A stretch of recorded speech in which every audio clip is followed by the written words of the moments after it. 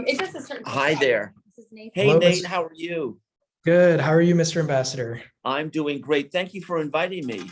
Thank you very much for joining. I know this is an incredibly busy time for you, so we're extremely grateful. Well, no, but it's important, and I want to be able to say something to the group. And I'm so grateful to Jim Mazurkiewicz and everything he does. And so I'm happy we could make this work. I really am. Yes, thank you. And I completely agree about Dr. Jim. He's an incredible, steward for the Polish cause and here in America. So He absolutely is. No question about it. Okay, so my hit time is at 5, right? yeah, yes, that's when we're going to begin. Yes. Okay, great. So.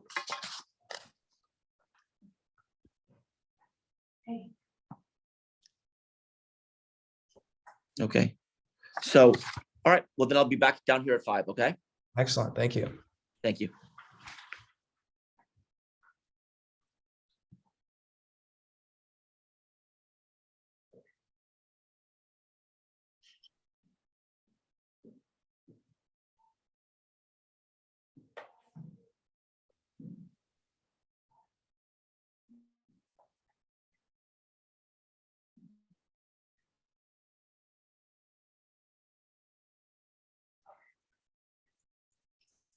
Everything okay?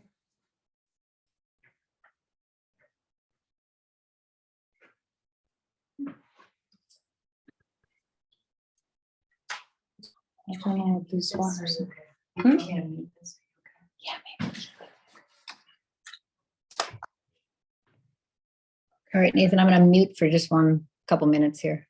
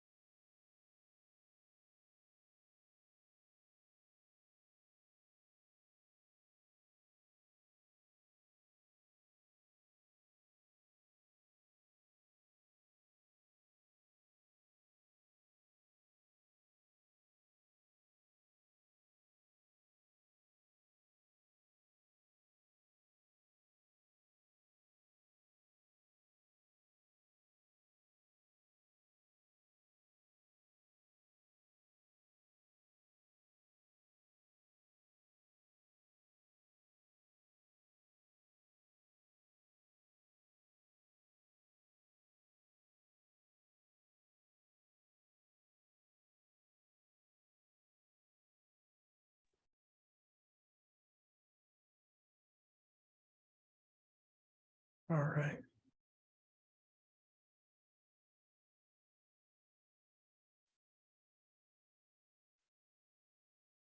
Mr. Ambassador, I believe. Hey, Nate. Yeah. All right, let's do this. All right, let's get started. Welcome, everyone. My name is Nathan Silverstein. I'm the founder and president of the Polish Club at the University of Texas at Austin. This event is being recorded and will be posted on the Polish Club's website. Today's event is hosted by the Polish Club at UT, a registered student organization. This event is not sponsored by the University of Texas. The views expressed today are of the guest speaker and do not represent the views of the student organization, the university, or its officers. I would like to thank our co-sponsors, UT Center for Russian, East European, and Eurasian Studies, the Center for European Studies, Liberal Arts Honors, Texas Global, the Department of Government, the Department of International Relations and Government, and the Strauss Center. I would like to thank Dr. Jim Mazurkiewicz in particular for connecting the club with the ambassador. The ambassador earned his BA in government from Dartmouth College, his JD from the University of Virginia, and his PhD in political science from Oxford. From 2011 to 2015, he served as the U.S. ambassador to Sweden. Today, the ambassador will be giving brief remarks about his personal story and U.S. diplomacy in Poland. Time permitting, he may take moderated Q&A. It is my great honor to now welcome the United States ambassador to Poland, the Honorable Mark Brzezinski. Thank you so much, Nate, and a huge thanks to Jim Mazurkiewicz for pulling all of us together. And I gotta tell you, if it wasn't Texas, I don't know if I would be here, because I'm 4 days out from a presidential visit to Poland by President Joe Biden. But because it's Texas, I want to be there, and I know everything Jim has done for the American-Polish special friendship, especially in the agricultural sector, and I'm so unbelievably grateful for that. So Nate, if it's okay, I thought I might kind of make some opening remarks, and then I'll take some questions, okay? Yes, of course. Thank you. So yesterday, folks, I was at the Polish-Ukraine border, and there is a city there called Przemyśl on the Polish side of the Ukraine-Polish border. And that railroad station in Przemyśl is the first railroad station Ukrainian refugees go to when they arrive in Poland. And over 9 million Ukrainians have made the border crossing between Poland and Ukraine since February 24th, since Russia began its horrific, brutal attack on Ukraine. So 9 million Ukrainians have come into Poland, and most of them have gone through that railroad station. And over that railroad station, there is a huge banner. There's a huge banner that has 3 words on it. In Polish, it's Tutaj jesteście bezpiecznie. Tutaj jesteście bezpiecznie means here you are safe. Here you are safe. What a beautiful formulation that captures the essence of what the Poles are doing for Ukrainian refugees at this moment. And the words, here you are safe, are what every human being in the world wants to hear. And that's what the Poles are extending to Ukrainians arriving in Poland, and in so doing, setting the bar for a new way to welcome refugees. And that has been one of the many stunning dimensions to the way the West has handled the crisis in Ukraine and supporting the Ukrainian people, which on this February day, I can report to you, the Ukrainians are winning. And I wanted to share that story with you as an important fact. The Poles are embracing Ukrainian refugees. The second important fact was captured by what I saw yesterday, also on the Polish-Ukraine border. And that's many, many trucks driving from Poland east into Ukraine. And in those trucks are all kinds of foodstuffs, things people need to survive and to live. And 80% of all the supplies the Ukrainians are receiving from around the world, 80% comes through Poland. So it goes that way as well. The Poles are being remarkable allies and partners and friends to their eastern neighbor, Ukraine, while the West stands with Poland. And that will be, I think, an important message that President Joe Biden brings to Poland, that the NATO alliance is united, it is secure, and it is meshed together around a unity of purpose and a shared definition of the challenge. And I emphasize shared definition of the challenge because there are dozens and dozens of countries in this alliance with differing self-interests. And our president has managed to pull together a shared definition of the challenge as it pertains to the crisis in Ukraine. And that is why the world is united in supporting Ukraine, and an important reason why the Ukrainians are winning and President Zelensky is winning in this defense against Russian attack. This attack began last February 24th. I began my mission here in Poland, as Jim Mazurkiewicz knows, in January, the previous month. And everything that I thought that I should, every way that I thought I should prepare for this mission, I was wrong. I didn't fully anticipate to be managing a 600 plus person embassy in the middle of a war crisis immediately to the east. But here is where I find myself, and I can report to you, the American people for whom I work, that it's working, that this country that I'm speaking to you from right now, Poland, feels safe and secure. It's normal. Kids go to school in the morning, people go to work, businesses are open. You would not feel when you're here as if anything is destabilizing about the crisis immediately to the east, because it's not. The country feels safe and secure because it is. It's a member of NATO. I had the chance 30 years ago to live in Poland when I did a Fulbright scholarship here. And I wrote a book on the country. I lived here for 2 years. I did a Fulbright scholarship at the then newly created Constitutional Court of Poland, and was able to learn Poland from the street, was able to learn a bit of Polish language to be functional here. And I'm so glad that I did that, because it gave me the benefit of comparison of then and now. And Poland then was an anxious, uncertain country.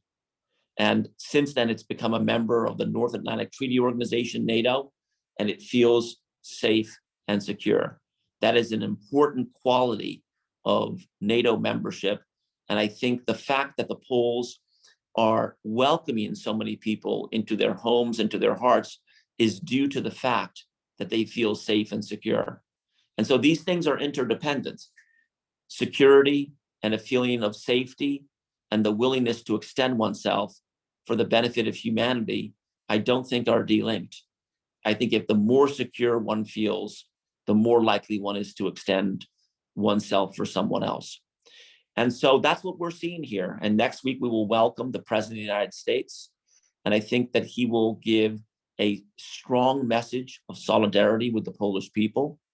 He will, I think, talk about how the world has united around the defense of Ukraine by its own people. And it's a historic moment as we close in on the 1-year anniversary. And we've learned a lot in that 1 year. We've learned that the Ukrainian people can fight and win. We've learned that Ukraine's neighbors immediately to the west will be tremendously selfless in supporting that cause. And we've learned that the world is willing to step up with resources, with technology, with equipment to support the Ukrainian people. So it's an exciting time to be here in Poland. I'm so glad that you have this organization in Texas, and I look forward to answering your questions. So with that, I'll stop, Nate, and I'll take a few questions. Thank you very much, Mr. Ambassador. So you discussed the current state of the Polish-Ukrainian alliance as very strong. And I would like to ask, what is the current state of the U.S.-Poland alliance? I think the U.S.-Polish special friendship is the strongest that it's ever been. And I say that, Nate, because never have we done as much together. And let me just break it out this way. On the military and security side, we have over 10,000 US soldiers now deployed in Poland, spread out all across the country, mostly on Polish bases. I visited a number of US troops yesterday, the 101st down in Rzeszów, Poland. And they stand shoulder to shoulder with the Polish military. And so there is a big security dimension to this. Security also comes in the form of intelligence and data sharing. And I think one of the things that we've seen work is the fact that President Biden made the decision for the United States to share intelligence with these Eastern flank countries months before Russia attacked Ukraine. So with the Baltic states, Poland, to tell them basically, here are the defensive and offensive structures of the Russian military, and here is how Russia's political elite intends to use it to attack Ukraine. And that was, I think, showed such good foresight, because by game day, February 24th, we were ready. We had a scientific understanding of the border crossings, and we were deployed accordingly to make sure that every square inch of NATO territory was protected. So the military dimension is thriving. The humanitarian piece in terms of Ukrainian refugees, the Poles have particularly done the heavy lift, but the United States has also done a lot, including donating a lot of money to support the refugee cause here and to take, into the six figures Ukrainian refugees to come to the United States in a kind of humanitarian capacity.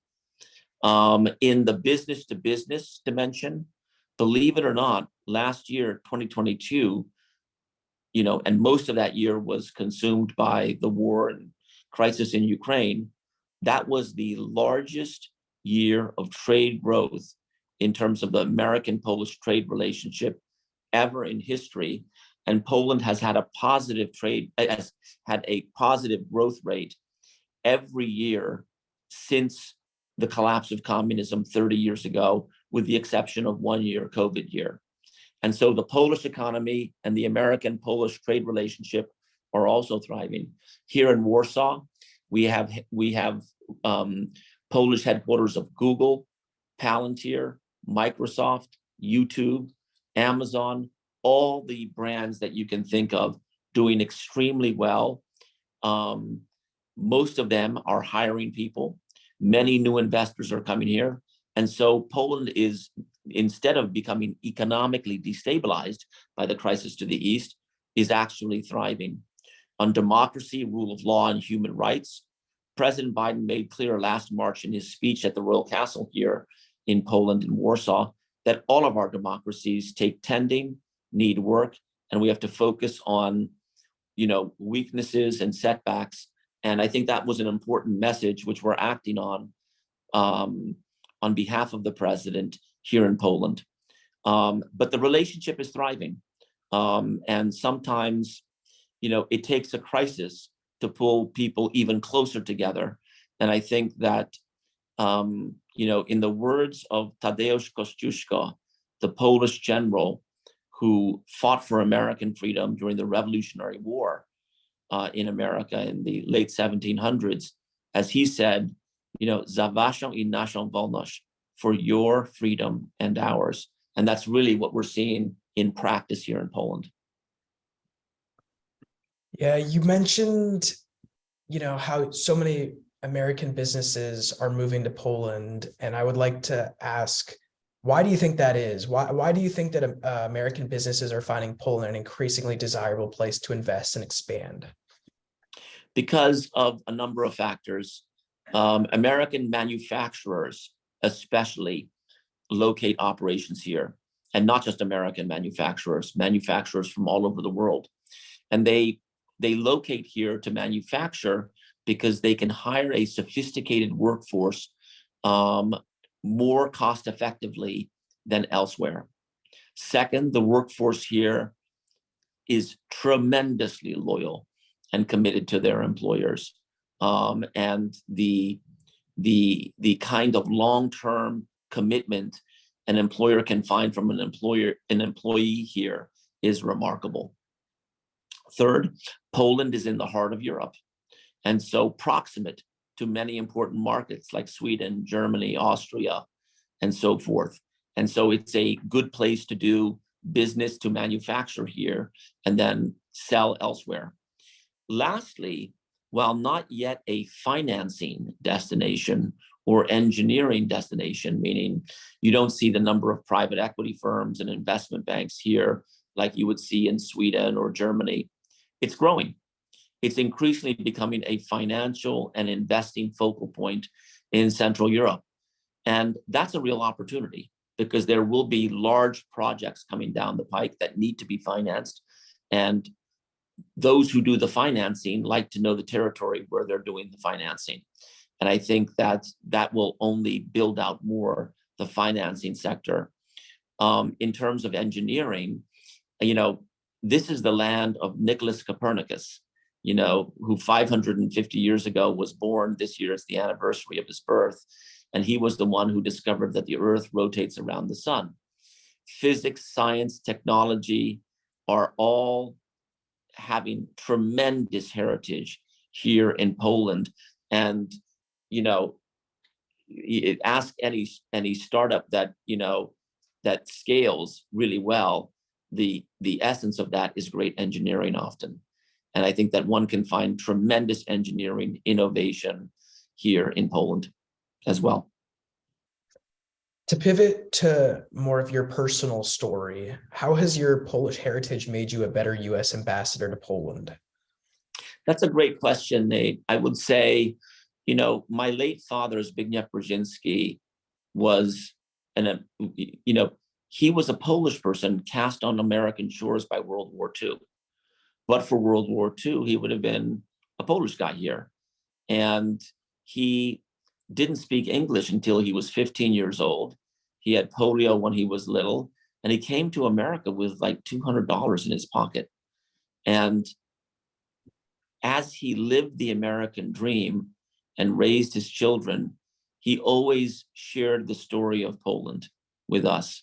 And I remember him taking my sister Mika, my brother Ian, and me to Kościuszko, General Tadeusz Kościuszko's fortifications at Fort Ticonderoga and West Point in New York.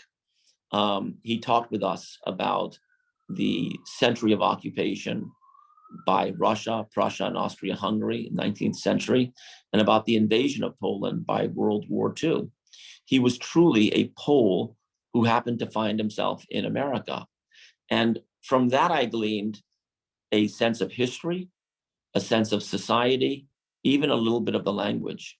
And it allowed me to assimilate more easily around here, to understand and to have a sense of historical direction for what's happening here, and to be able to, I feel, both consciously and subconsciously relate with Polish people. And my job as US ambassador is to interpret for the Polish people what the US government position is on different things. And I just think that if I have an understanding of the people for whom I'm interpreting US policy for, I'm better off. Prior to your current position as U.S. ambassador to Poland, you served as the U.S. ambassador to Sweden. How did that experience prepare you for your current position in Poland? Well, that's a great question.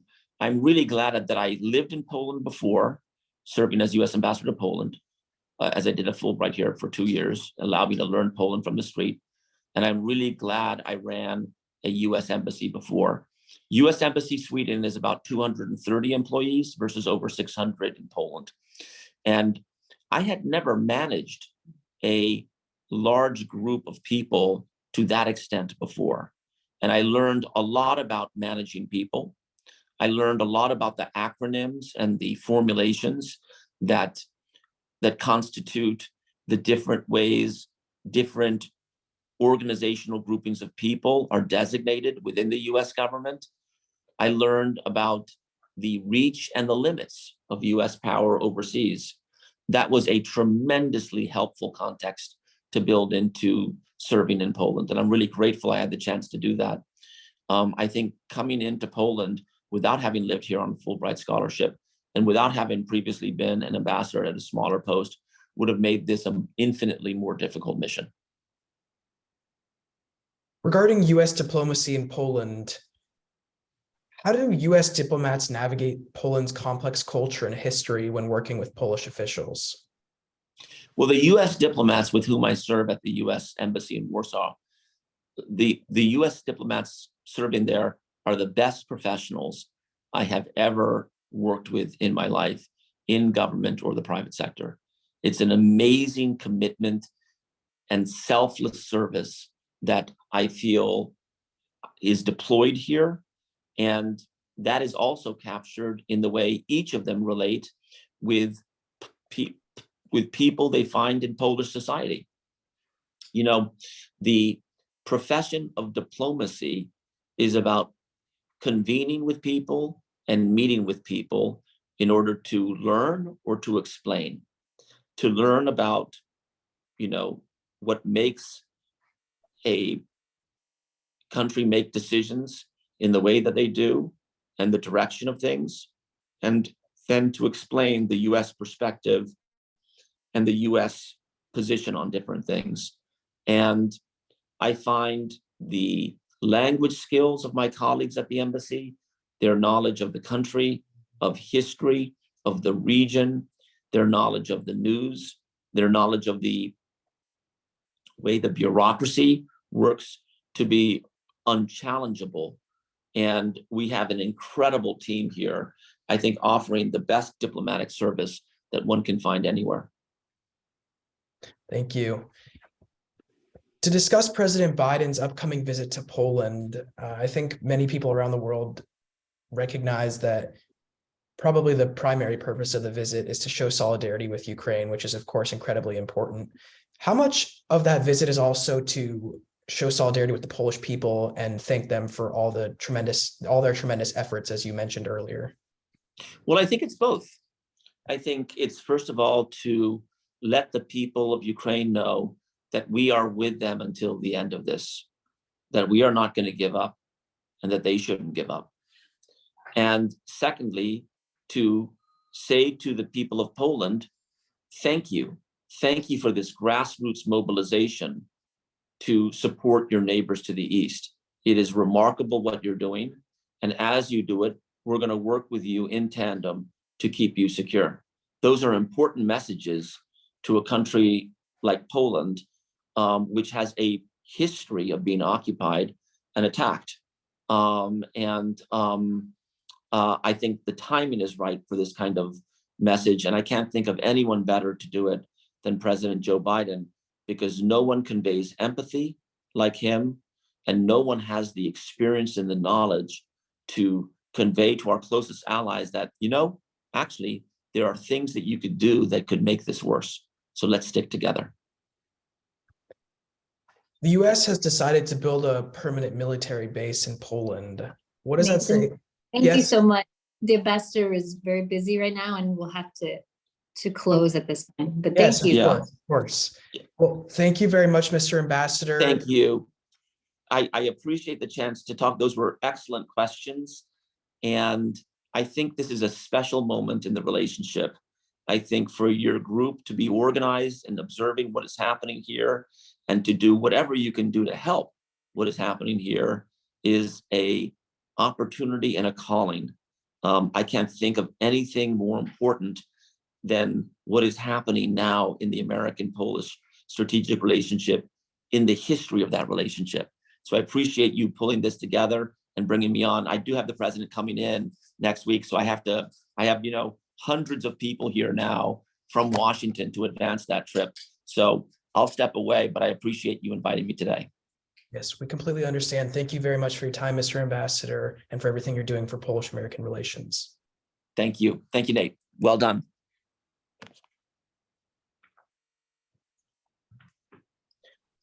All right. Well, thank you very much. We greatly appreciate it, and we will be in touch. Look, this is Kim. Alrighty, Thank you very much. Bye. Yep. Thank you. Bye-bye.